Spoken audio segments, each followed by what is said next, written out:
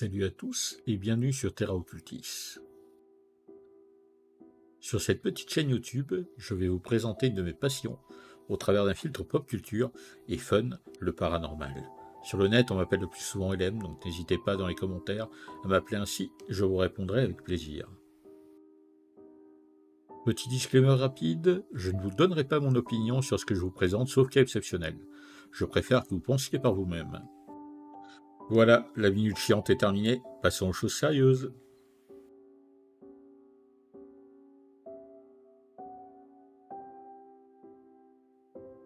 On va lancer les hostilités sur un mythe plutôt bien connu et pas mal de fois traité dans des séries télé et dans la culture populaire en général, la Dame Blanche.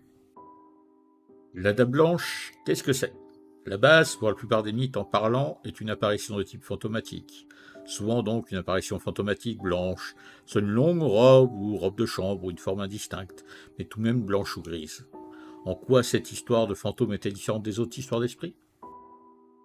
Eh bien, tout d'abord, cette Dame Blanche est plus une évolution sur le temps de l'ancien mythe irlandais de la Banshee, ainsi que de la légende de la fée Mélusine qui vient de la légende arthurienne. On peut aussi noter des variantes régionales comme les lavandières de nuit. Au tout début était rattachée à la lignée des Lusignans une apparition lugubre nocturne qui hurlait et gémissait de douleur en se tenant sur une des tours du château de Lusignan.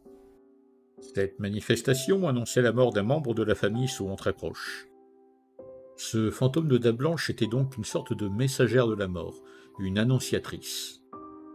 Un peu plus classe, vous l'admettrez, qu'un chat qui se pose sur le ventre des mourants dans les maisons de retraite et EHPAD. Ce côté prestigieux fit qu'au début du XVIe siècle, la plupart des grandes familles aristocratiques et princières d'Europe avaient leur propre Dame Blanche, avec à chaque fois un passé plus ou moins glauque, femme adultère emmurée vivant dans une tour, ou bien nourrice devenue folle tuant les enfants de la maison. À la différence de l'apparition luginiane, ces dames blanches ne hurlaient pas et pouvaient se montrer bienveillantes, voire protectrices. Certaines dames blanches étaient pourvoyeuses de bonnes nouvelles, comme des naissances à venir. La dame blanche de la famille germanique des Neuss annonçait une mort si elle portait les gants noirs, et une naissance si ses gants étaient blancs. On prête même à certaines grandes figures des apparitions de dames blanches dans les jours précédant leur mort, comme par exemple Louis-Ferdinand de Prusse, qui l'aura aperçu la veille de sa mort sur le champ de bataille de Saalfeld, ou bien encore l'Aiglon, l'héritier de Napoléon Ier. Dans la tradition du Pays de Galles et le folklore picard, la dame n'est plus blanche, mais ses habits sont devenus verts, qui aurait comme explication le côté fée originel, et donc le vert pour se cacher plus facilement dans les feuillages et dans la nature. En dehors de ça, rien ne change dans l'idée. À notre époque, les dames blanches font toujours partie du folklore européen, comme nord-américain, et ne sont plus vraiment des messagères, mais plus des spectres, qu'on peut croiser souvent dans des lieux chargés d'histoire, comme les anciens châteaux par exemple, le château de Landreville dans les Ardennes. Certaines seraient même vues comme des gardiennes de trésors ancestraux et légendaires. À noter que les dames vertes de tradition du Pays de Galles semblent aimer elles aussi les vieux châteaux comme celui de Stirling en Écosse. Le mythe a tout de même pas mal évolué et est devenu notamment une légende urbaine, la fameuse autostoppeuse, fantôme que noterons dans bien des films d'horreur, vidéos YouTube, creepypasta. À titre personnel, j'ai découvert tout ça au travers du témoignage d'un routier un soir dans le bar-restaurant de mes parents. On va appeler ce routier Stéphane pour plus de facilité, bien que j'eusse oublié le prénom de cet homme depuis le temps. Donc Stéphane était un routier longue distance, dont souvent appelé à passer ses nuits au volant, ou du moins une partie de la nuit.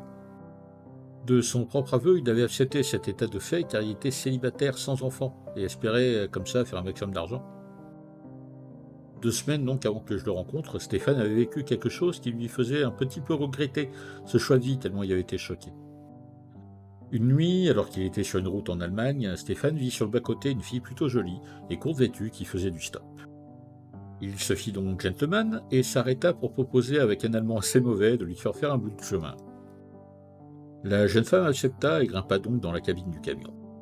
À la lumière du plafonnier, Stéphane la trouvait plutôt jolie, bien que très très pâle de peau. N'étant pas très doué dans la langue du pays, il se contentait de rouler, de jeter un œil de temps en temps à ses nouvelles compagnes de route. Alors qu'il allait passer une vitesse et accélérer davantage, l'autostoppeuse posa une main sur la sienne.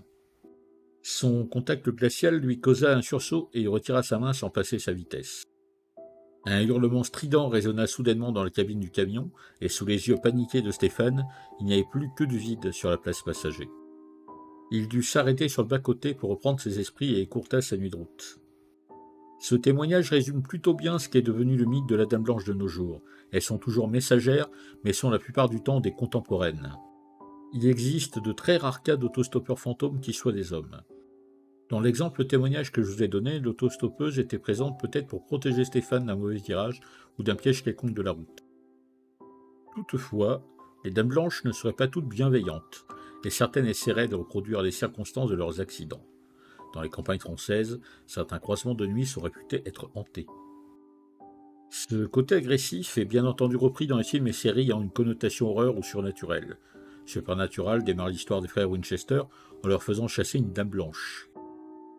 Bien que l'épisode ait ce titre et reprenne quelques-uns des traits généraux du mythe, le résultat fait plus penser à une hantise type poltergeist, avec une légère obsession pour l'adultère, voire une banshee. La fin de l'épisode renvoie à un autre type de dame blanche, qui vient plutôt d'Amérique du Sud, la Llorona, pardon pour la prononciation. Cette dame-là vient d'une légende mexicaine d'une femme qui aurait tué ses enfants de désespoir après le départ de son amant, en les noyant, et qui toutes les nuits reviendrait pleurer sur l'acte commis. Toutes les représentations de la dame ne sont pas pour autant mauvaises ou méchantes, mais elles dénotent presque toutes d'une certaine mélancolie ou tristesse, d'une femme ayant eu une mort violente et souvent injuste. Voilà, ce premier épisode du nouveau format est terminé. N'hésitez pas à me donner vos avis dans les commentaires, que ça soit positif ou négatif, tant que ça reste constructif. N'oubliez pas, dans ce monde d'images et de légendes, vous êtes l'artisan de votre propre avis. Ne laissez personne penser pour vous.